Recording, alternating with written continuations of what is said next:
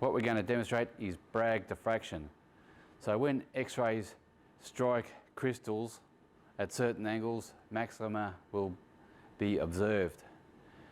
And depending on the structure of the crystal, the maxima will happen at certain angles, and from observing these maxima, the internal structure of the crystal can be determined. So what we've got here is an X-ray tube. We've got a sodium crystal chloride crystal here, a Geiger tube, and we've got the Geiger counter over here, and we're going to vary the angle of the Geiger tube relative to the crystal. So here we are for the close-up. Here is the X-ray tube. X-rays will exit this tube out this slit here, strike the sodium chloride crystal here, and this is the Geiger tube here, and we can vary the angle of the tube here relative to the crystal and the X-rays. Okay. Plus we got this Perspex lid which is impregnated with lead, and this will keep the X-rays confined into this container here, to this apparatus here. So what we're going to do is close the lid and start the experiment. So we've turned on the X-ray and you can see it glowing here. That's the filament glowing. So that's where all electrons are produced and are accelerated into a target, and the X-rays come out this slit here. So now we'll turn on the...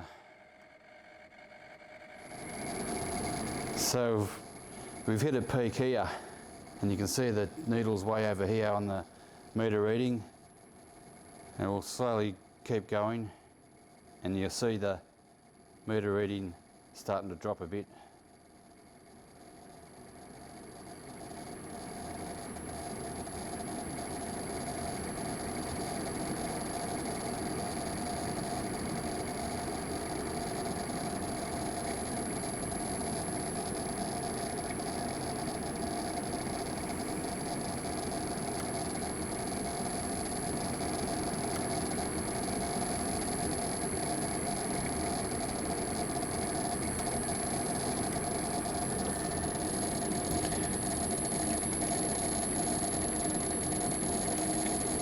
And we've hit a second peak about here, and if we keep going along, you'll see it fall off again.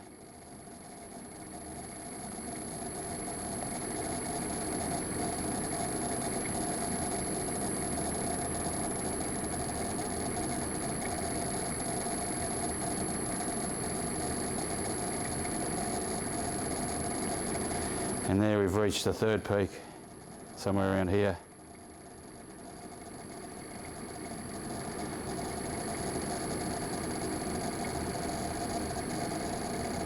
Maybe a fourth peak over here somewhere.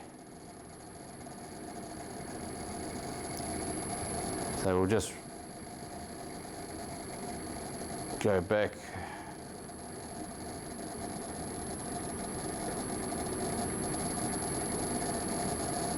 So that's our third peak there.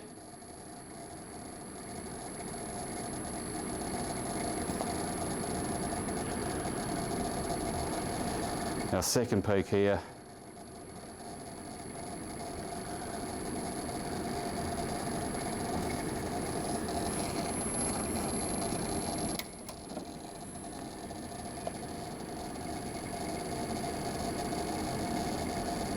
And our first peak here.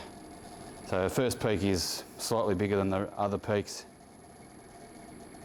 There we have Bragg diffraction, which is X-ray diffraction on a crystal, in this case a sodium chloride crystal.